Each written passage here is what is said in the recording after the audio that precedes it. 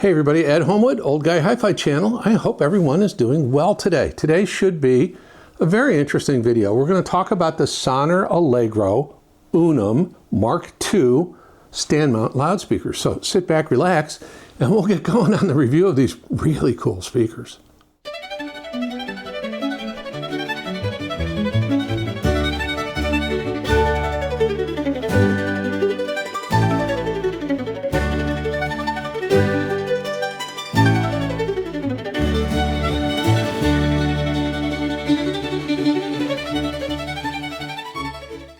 Well, before we get started, today's product was provided by Home Audio.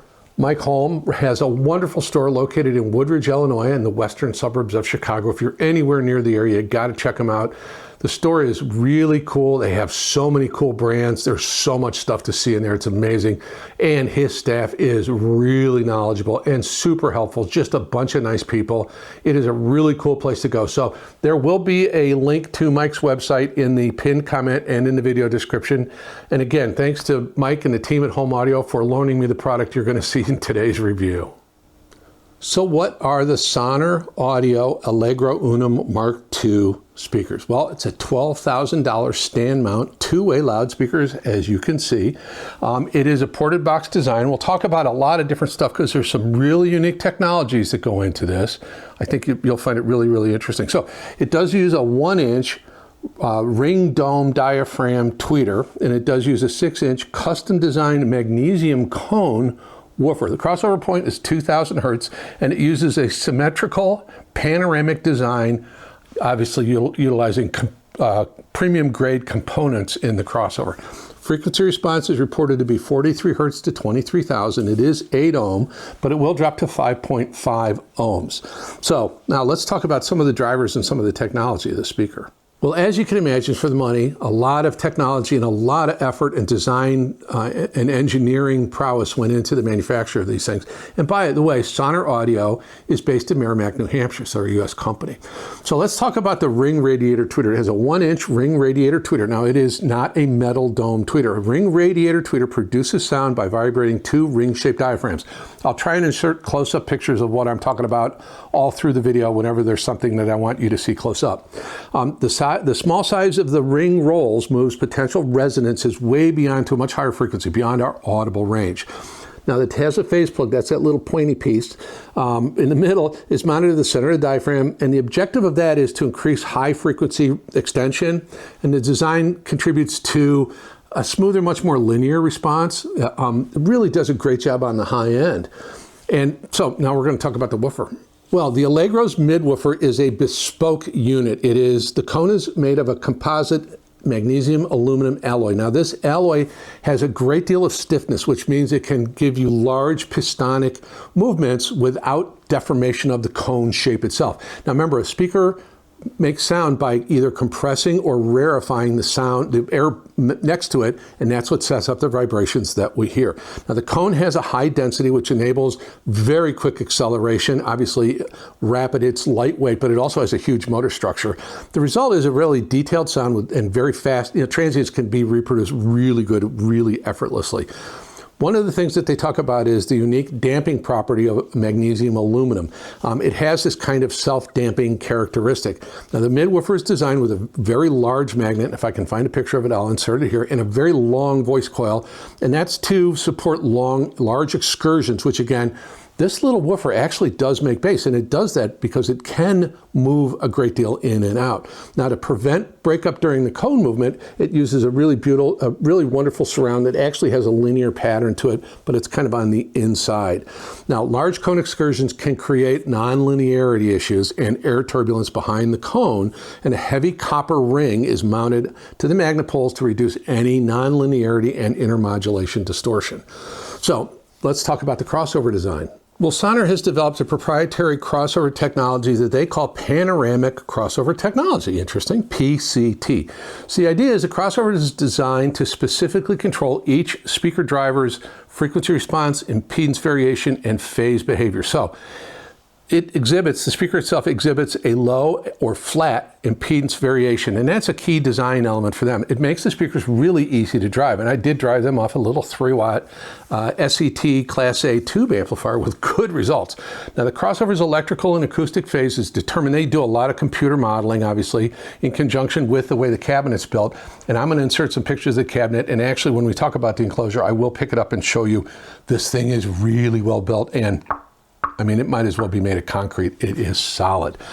So Sonner, in their Crossover, they use the highest quality components possible. Very, very good. If I can find pictures of it, I will. On their website, there are no specifics. I was supposed to have a call with the owner, but it didn't occur. I guess timing wasn't right for it. So I don't have a lot of specifics on the actual component brand names and things like that used in the Crossover, but rest assured, it's really, really high quality stuff. So the interesting thing is, though, once the Crossover is all completed and finished and done, and it's done point-to-point wiring, there's no PC boards in it at all, it is potted. That means that it is encased in an epoxy resin, so it's sealed. You can't get at it, which is why I won't take it open this up, because you're not going to see anything. And the idea behind potting it is to reduce microscopic vibrations and obviously, any resonance that may occur. So a really interesting Crossover network. Very, very good sound out of this thing. And again, no phase anomalies that I could detect while listening. And again, we're going to talk about this just a second. Now, why don't we take a minute and talk about the enclosure? So the enclosure of the Sonner Allegro is magnificent. This thing is, like I said in the Crossover, rock solid. It is a single curved shell. Now, it's made out of a variety of different materials. There is wood in it and so forth. I don't know the exact process, but it's extremely rigid and it's very non-resonant. So again, the idea behind the non-parallel shapes, I don't know if you can see it there. And actually, I'm going to go ahead and pick this up. The idea is non-parallel shaped in a curved internal cavity reduces any standing waves and unwanted resonance. Now, bear with me a second. This thing is really, really heavy. As you can see, it's got a beautiful shape to it. It's just magnificently finished. It's available in white as well. I got my hand in the port to hold on to it. Look at that copper binding post. Just magnificently well built, and I apologize for that. I got a torn rotator cuff on my right shoulder. So it is a wonderful cabinet. It actually molded, so it's not like it's assembled and glued or whatever. It's like all the materials are put into a mold. And I have a picture of some of the molded cabinets or molded raw cabinets that I'll show you right here. So the cabinet also is angled on the front. And again, that's to do some mechanical time alignment so that the sound from the tweeter and sound from the midwoofer gets to your ear exactly. One of the interesting things about it, and I have two here, although there's a variety, you can actually replace the front panel. It's actually a leather coated, very thin, not a grill so much, it's just a kind of a decorative panel, and it's magnetically held in place. So if you want to have a different color, different design, all of those colors and things are on the Sonner website, which there'll be a link to. I have no affiliation with them. Again, I got these from Home Audio. So there are a variety of different colors that you can order with it or buy separately and change them as you feel, you're decorating as your tastes change. So anyway, that's the enclosure of the Sonner Allegro. Now, let's talk about how I tested it, some of the music I used, and then I'll summarize my thoughts on it. Well, as you can imagine, for a $12,000 pair of speakers, I dragged out and got the very best gear I could put my hands on to run this thing. So the lion's share of my listening was done with the Electrocompagnie ECI 6 DX Mark II integrated amplifier, and that is a beast of an amplifier, $7,500. I also, for a time, used the Advanced Paris A12 Classic, which is a beautiful, warm-sounding tube front-end hybrid kind of amplifier. I also did use the Black Ice F22 tube amp running a matched quad set of Ray Select EL34 tubes. So, and the sources I fed it were Live Harmony DAC running into the new Live Harmony Micro DDC. Now that little Greek mu letter, I was calling it the mu DDC incorrectly. I guess the Greek letter mu in the metric world is used as a substitution for the word micro. So it's the Micro DDC and of course the new Micro DAC. I'm an imperial measurements guy, which of course means that I measure frequency response in feet.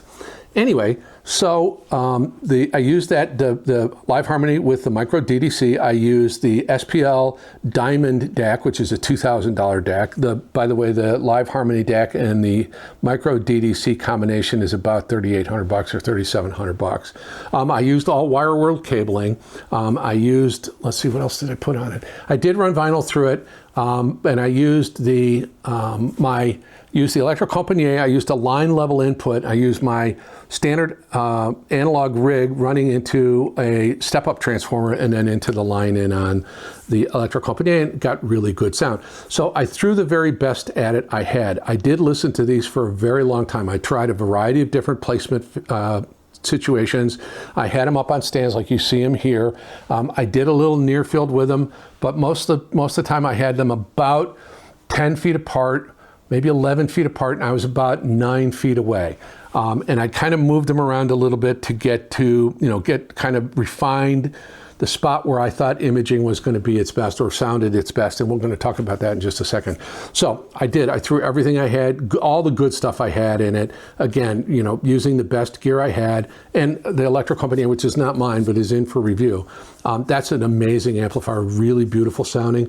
So I wanted to give the best signal to these so I could really kind of determine how they sound.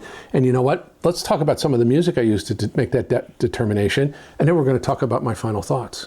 Well, before we talk about the music I used, I will let you know that I have put chapter breaks in the video, so you can go ahead and skip the music if you wish to.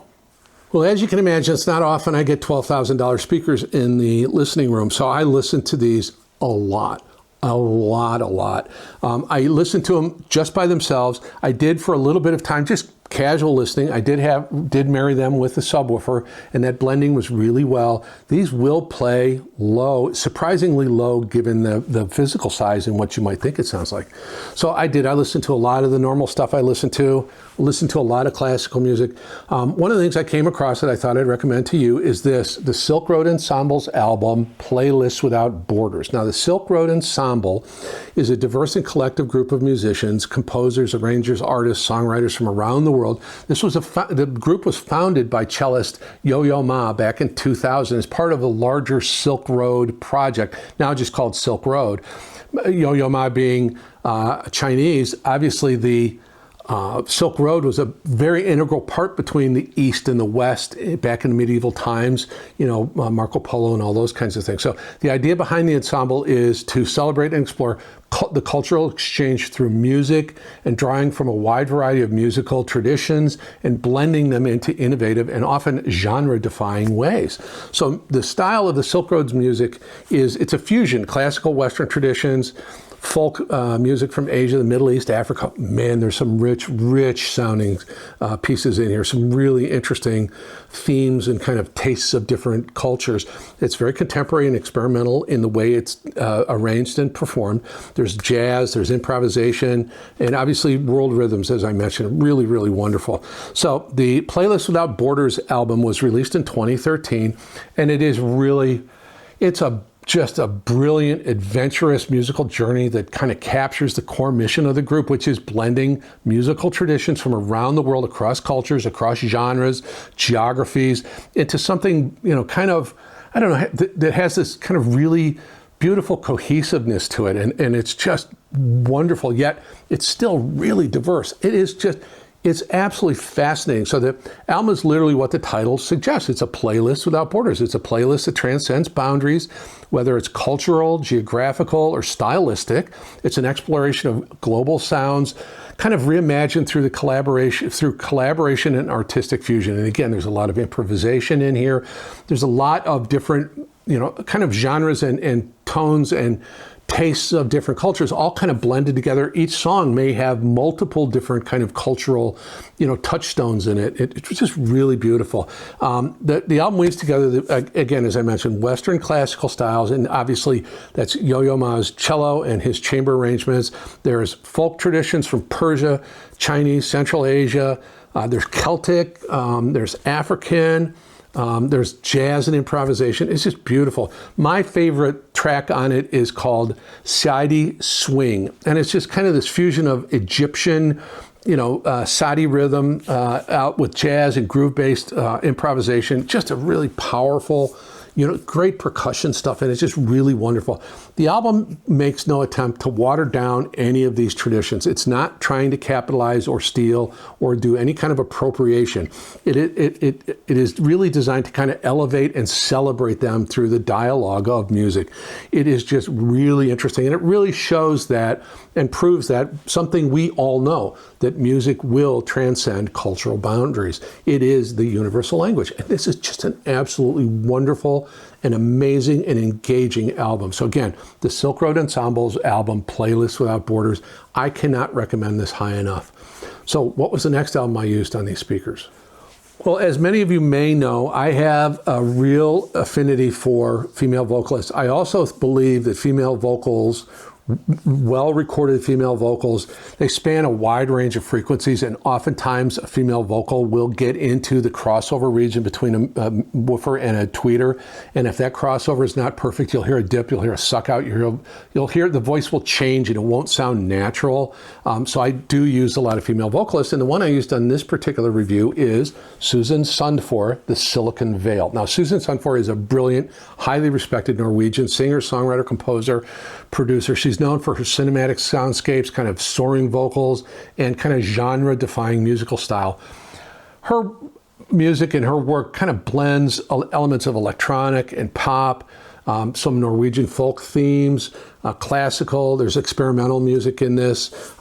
Sometimes it can be real dark or philosophical with, I don't know, maybe kind of like existential undertones.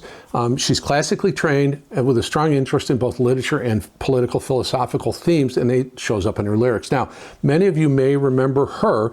She was the vocalist on the final title music sequence for the movie Oblivion, the Tom Cruise movie, and that title track, Oblivion. It was her vocalist along with the producer M83.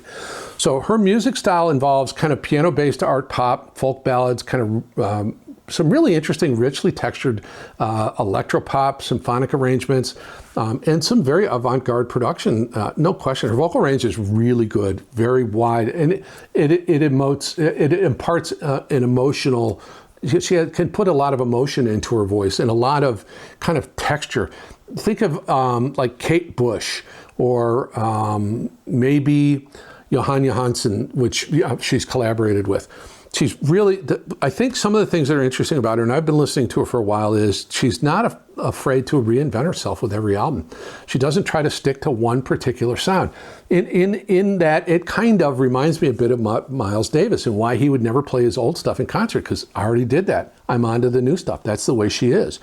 Her voice can be angelic, it can be haunting, she has a massive dynamic range with her voice, from a whisper to a shout, but it's clean and crisp and beautiful. So Silicon Veil is from 2012. It's a real popular album. It blends Baroque pop, synth, strings, kind of apocalyptic romanticism, and it's lush and layered and hauntingly beautiful. It really is a wonderful album. My favorite song on it is Can You Feel the Thunder? And it's kind of this slow burning ballad, kind of delicate, spacious, drenched in kind of this melancholy sense of longing. It's just beautiful. Another one is Diamonds. That's absolutely this beautiful, haunting, kind of closing track. It's very sparse. It's very ambient. It's very kind of raw sounding. This album has really been highly praised. Now, the style on this album is often described as Gothic futurism because it kind of blends classical romanticism with this sci-fi inflected kind of modern textures. It's really wonderful. This is to me, it's a high watermark in the kind of the Nordic art pop scene, and it's just a great gateway album if you want to explore more of Susanne Sundfor's discography, and I encourage you to do so. Again, highly recommended. Susanne Sundfor, The Silicon Veil. This is an amazingly well-recorded album, and that's why I chose it to listen to these. So now, let's talk about what I thought of these things. So the Sonner Allegro Unum MkII. It's a remarkable speaker. This is honestly, very much next level. And let me explain what I mean. And I have some very good speakers here. I do. I've had some great speakers in. This is a unique product. Now, it is not a full range speaker. It doesn't dig deep, but you'd be absolutely surprised by the amount of bass that this can produce. And the bass it does produce is very quick and very articulate and very nuanced. I felt like, especially on acoustic bass instruments, I felt like I could hear the flesh, the finger, the skin on the finger against the string pluck, and then that initial pluck and the resonance, and then the resonance of the strings next to it, then the resonance of the body of the instrument, and just this rich and texture and nuanced and ultra detailed but super delicate sound, even in the bass. And again, that characteristic goes throughout the frequency response. So granted, it probably really does only play down to 50-ish hertz or so. In room, maybe a little more. I had them well out into the room, but what was there was well reproduced, and it was well reproduced very, very quickly. So mid-bass, the good attack on drum kits and things like that. There was zero sibilance as we moved up the frequency response. Cymbals had this just beautiful, metallic, delicate sheen to them. And I used a lot of different music. So the Jimmy Cobb cymbal, the opening little cymbal tick, tick, tick in So What on Kind of Blue, Miles Davis Kind of Blue. I have a thing I call the cymbal test, and I listen to, that's one of the first tracks I listen to on any speaker that I review or listen to or whatever, to get a sound, because you know what a cymbal sounds like live. And if it can reproduce that accurately, you know that the frequencies it reproduces are going to sound more natural. And this did a stellar job on that little cymbal. Tink, tink, tink. Just amazing detail to it. Vocals.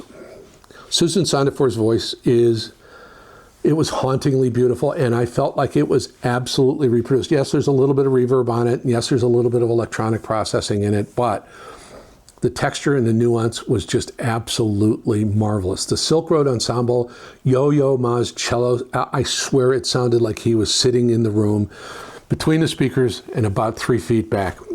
Unbelievable tone and texture, just everything, all the nuances, all the texture of the rosin on the bow and the bow on the string, and the string vibrating the body of the instrument and the air around it and the strings around it, and his fingers moving up and down the neck of the instrument, you know, that kind of, every once in a while you get that little kind of squeak from the, you know, the fingers moving.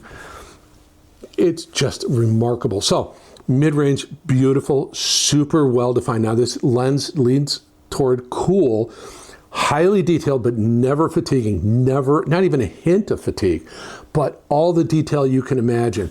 The sense of the singer's mouth, the voice, just the human aspect of, you know, Susanne Sundfor singing, the human aspect of people playing acoustic instruments like in the Silk Road Ensemble, although there's some electronic instruments in both recordings I used. And then I listened to a lot of different stuff. It just, the ability of this to reproduce the frequency range, again, not from super deep bass, but probably 50, 60 hertz on up, is unparalleled. I've not heard another speaker do quite as well as this in my room. Absolutely remarkable. Now, transients were quick and accurate, and decays were just beautiful. Now, the Electrocompagnie ECI6 DX Mark II, that amplifier has a power reserve that's just unbelievably deep. It's very high current, ultra wide bandwidth, just a super low distortion amplifier that complemented this beautifully. Now that amp has a bit of coolness, and that came through. When I paired these with the Black Ice F22 tube integrated, running a set of quad masked Ray Select EL34s, the warmth of that, now that's not a super warm tube amplifier, but the warmth that imparted, I heard distinctly in this, and it didn't round off any edges, but it just added kind of a lushness to it, a little bit of extra, I don't know, little extra meat on the bone for certain things.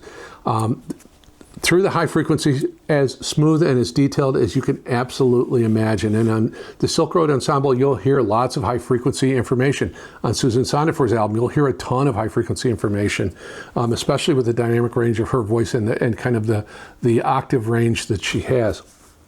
stellar. Now, let's talk about imaging, because that is next level. That is on another plane. I've had some really wonderful imaging speakers in here, and many speakers do a great job with imaging. Few have done what this speaker will do. The image was as wide as you can imagine. And again, the only limitation I think on the imaging that these presented would be on the amplifier, the source material, whatever. If that image is there in the original recording, if that image can get through the playback chain through the amplifier to the speaker, this thing will give you an image that's unbelievable. And as I mentioned on the Silk Road Ensemble, that is all acoustic instruments. Well, it's a wide variety of instruments, but all the musicians are together in the same hall or same space when they're recording, and you'll get that bleed through the various microphones placed. So you'll hear an instrument way over here, but you get a sense of it way over here. So the image on this was huge and deep and so well presented and just beautifully layered all the way back. Instruments were very focused and very well placed. I'm not a super big one on having precise instrument focus. General location is good enough for me, but tone and texture of the instrument, the reproduction of that is far more important. Well, this gave me all of that plus very precise image location. It was just absolutely marvelous. The center image was beautifully focused and the height of the image was appropriate for the instrument I was listening to. So Yoyo Ma's cello, and I listened to Yoyo Ma cello on the Dvorak on his recording with Lauren Moselle on Dvorak cello concertos. His cello was absolutely perfectly placed, and I swear if I had closed my eyes, I would have thought he was between the speakers about 2 feet, 3 feet back, exactly where he should be on stage.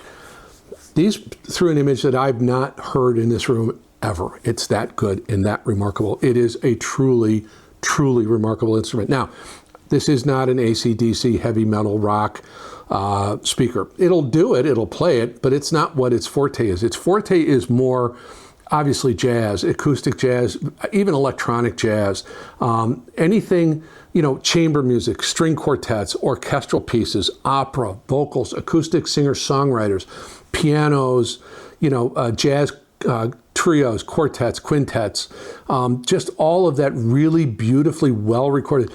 The better the recording, the better the performance you'll get out of this. It is absolutely true to the source. It reproduced everything. If it was there, you got it. And that was one of the most amazing things. I can't give this a high enough recommendation. Yes, it is expensive. Is it worth that expense? I guess if $12,000 didn't seem expensive to me, it would be worth that, but $12,000 is expensive to me. Would I long to own a pair of speakers like this? Maybe, but it wouldn't be the only pair of speakers I own because I need something that goes deeper and a little bit different kind of sound. This does an amazing job. It's precise, it's accurate. It doesn't leave me cold. It doesn't leave me emotionally detached. It engaged me and it pulled me in. But it is, I would say, it is very true to the source. So you have to have your head end, your source material all the way through the chain to this has to be the best that you can put together given its price range. So again, I would pair this up with the Electro Company at $7,500. Certainly the Rogue Pharaoh. Certainly a Hagel amplifier would be a great choice with this. A big Rogue tube amplifier, a big Black Ice tube or Manley tube amplifier would be wonderful on this. The LTA Z40 Zodal integrated amplifier would be a great choice with this, and I wish I had it while I had these. Anyway, I can't give a speaker a higher recommendation for just overall sound quality, presentation, imaging, everything. This does it, and it does it with such aplomb. It's remarkable. It is in a class by itself at that price range, I think. Anyway, that's my thoughts on the Sonner Allegro Unum MkII stand mount loudspeakers. Well, I apologize for that long summary. There was a lot to unpack there. It is a remarkable speaker. And again, big shout out to Mike Holm and the team at Holm Audio in Woodridge, Illinois. Mike, thank you so much for loaning me these speakers. Dude, I owe you one. Just a remarkable experience for me, and I'm very, very glad and very appreciative of it. And again, Holm Audio is a great retailer. If you're in the Chicago area, check them out. They have great product. They have great staff, very knowledgeable, just a wonderful place to go. So hopefully you thought the video was wonderful. and you'd be willing to give me a like and your subscription. Your subscription means a lot to me, as does your view. As the subscriber count grows, more and more manufacturers are willing to loan me gear, and I've got some really cool stuff coming in. I promise you, really neat. So again, please like, subscribe. There will be in the pinned comment in the video description a link to the Home Audio website. I have no affiliation with them other than Mike is generous enough to let me rate his inventory for product for review. There will be a membership link in the pinned comment. In the video description will be links to the two albums I'm talked about, and please check them out. They're both wonderful. There will also be a link to the community post playlist in there as well. Please send me your playlist and I'll put them there. There are some affiliate links in the video description. You know the drill on those. Please comment. Let me know. I know everybody's going to say, oh, $12,000 speakers, yada, yada, yada. Well, you know what? If you can afford it and you can appreciate the absolute amazing performance these can give you, it is a value. So again, comment, let me know your thoughts. Where are you at in your musical journey? You know, again, share with me your musical taste. Share with me your playlists. I'd appreciate that. I think that's everything I need to say. The Sonner Allegro Unum MkII speakers, remarkable and a wonderful and very enlightening experience for me to have in the studio. So again, my name is Ed Homewood. This is the Old Guy Hi-Fi channel saying now it's your duty to yourself to listen to some beautiful music, maybe on some amazing speakers. But anyway, choose your favorite music, put it on, listen to it, relax, and just let the cares of the day wash away. Thanks so much for your time. I am grateful for it. I really hope you have a wonderful day.